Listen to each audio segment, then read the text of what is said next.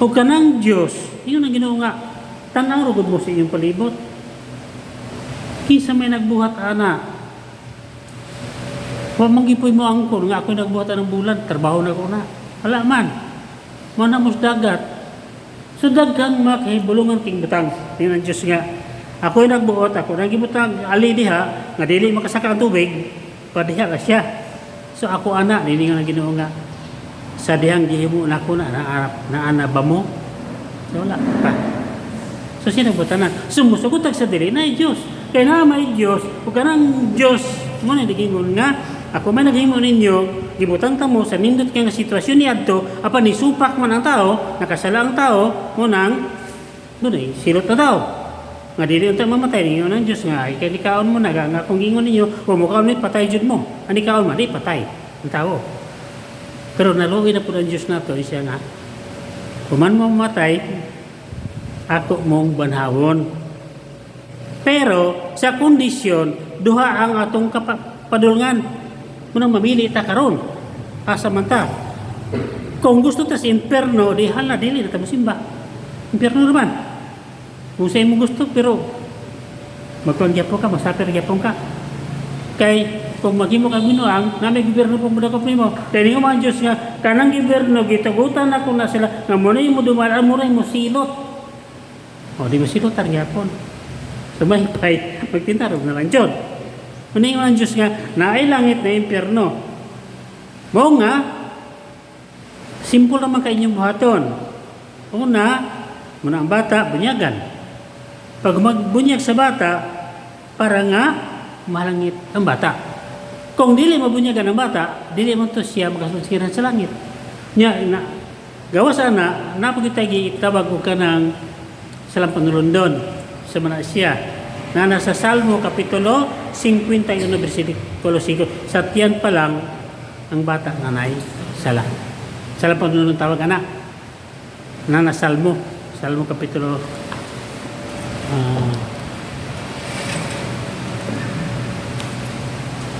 ato nalang pangitaon tanong sigurado kanay siya Salmo 51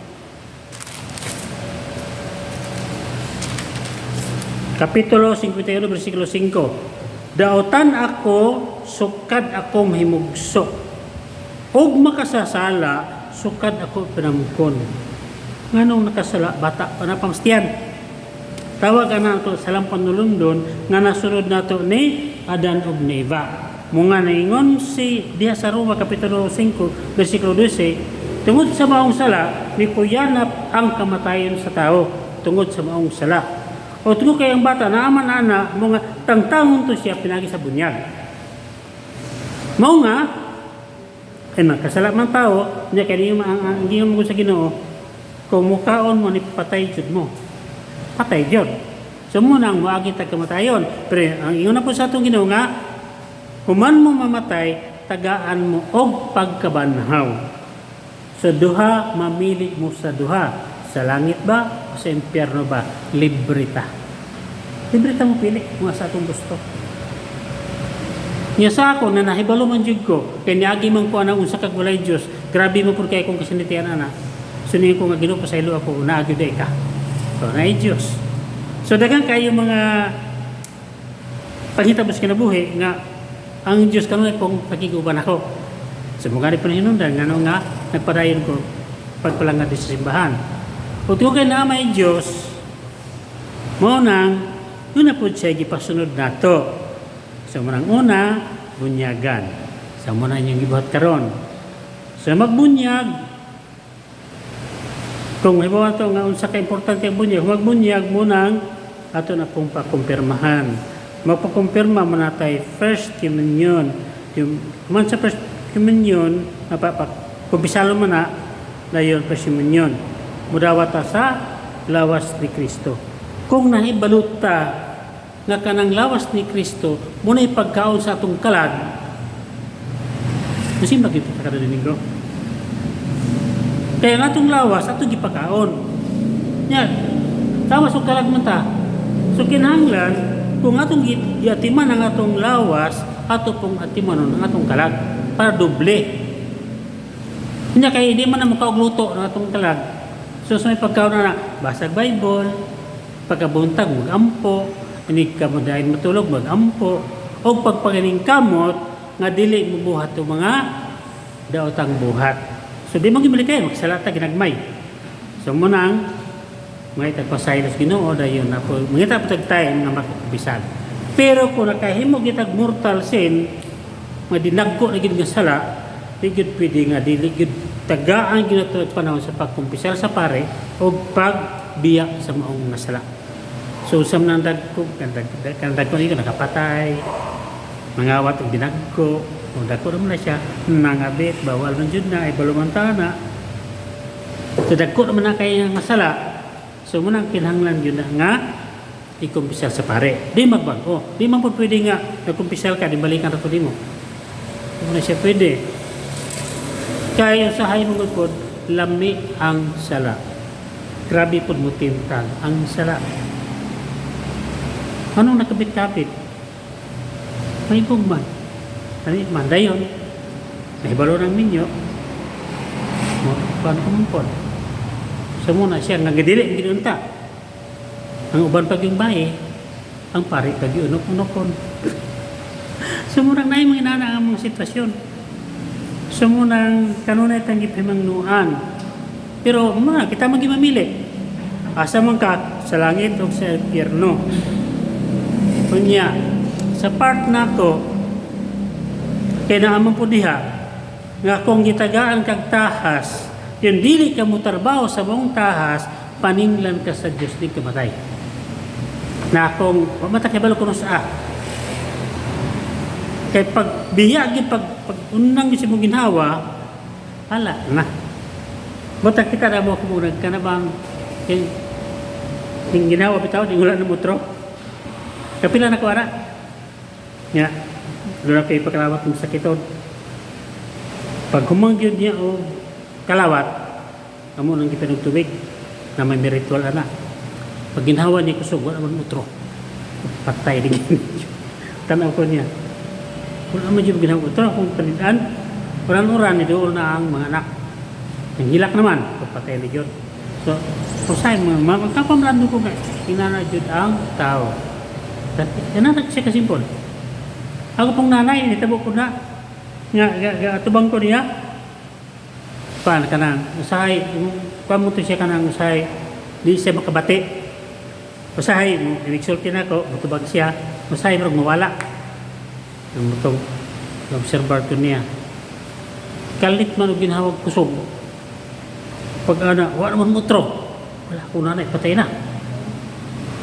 Lingi-lingi ko sa pamigsoon, kaya diya man sila. Wala na dyan yun, patay na dyan yun. Niya ako gingita na kayo. Wala naman yung mutro yun. Antod, nandoon na sila. Ang muna yun. Kadang-kadang ko kapag ginana, diyan, napikisa, iso sa kumisis din na, nampo nang dapit sa munisipyo, yung balay diya. Di anak mo, doon namin sa taas man sila. Gitagan, pag-silong. Cool. Kaya ko, wala ka nang, wala mo ginawa. Saka kong didali.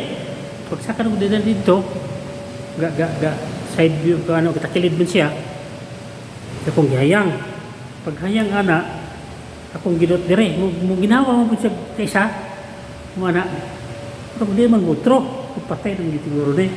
Kaya akong gibisid mo siya maayo. Kaya kadumduman ko nga, pag ginana na, imong pag ginana, pag tuliron, kay pag mo gahi na siya, lisod na kayo na siya, trabahoon, mo ito nga, gati kungkung man, akong gibira yung tiil, pag bira ko sa tiil, di naman balik, patay na gindi, gibira kong isa, sa plaster na siya, kung i-plaster si bahayang, gibira kong kamot, kanang nga naman, pag bira na ko di naman gimotor, kasiga ang mata, gatan ako sa mata, kasiga, kung nga, buhay po matalin di ako nga nanaon niya yung dire kung gigikos pa na mga na kurang mata di ako yan yung mata kaya patay na hindi kasiga ang mata alis mo kayo ito kung di kaya ang mata pagkahit ko sa mata ni Piyong awa na yun kung patay na yun ni yun ang mga pinakaminuto tabunan mo gabol so yun na ang kinabuhis tao sa muna yung hitabo ato gawa ta kabalukan sa niya kay kanang panahon na mo na ang pagbiya sa atong kalag, sa atong lawas. Na kung mahitabo na nga wala ta kapangandam, mo na ang panahon na nga moatubang ta sa Dios.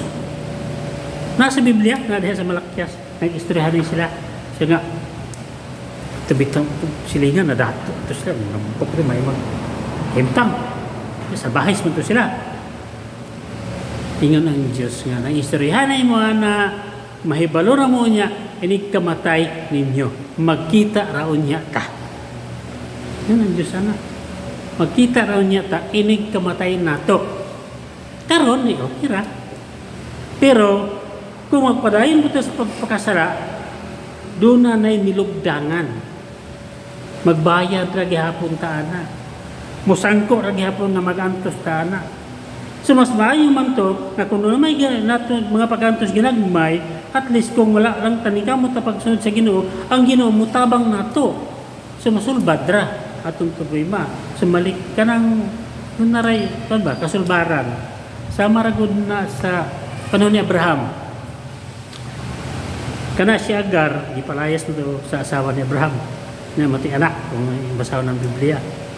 So sa sampan nga sa disyerto, gadurog sila ang bata. Mutong ni pakita ang anghel.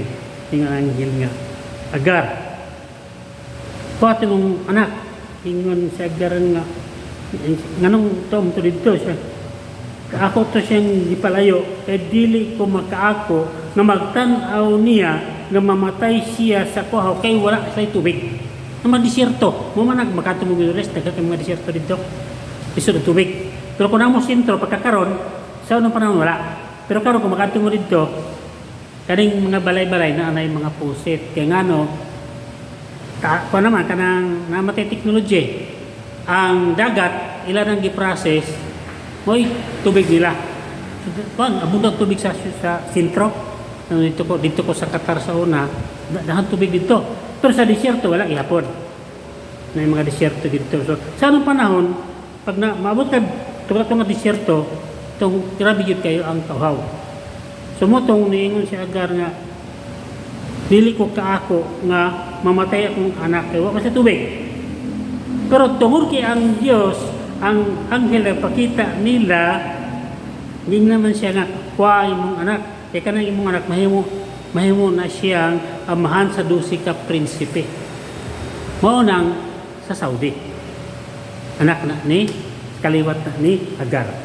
Pagbuka ni Agar siyang mata, naaday sa tapad niya ang atabay. Sina ng Diyos. Ang tubag sa ato ang problema, naras tapad. Walang takibalo. Para ito ni Agar, pero niya hilak. Hindi na yun makita. Nga meron sa doon ang atabay. Pero tungod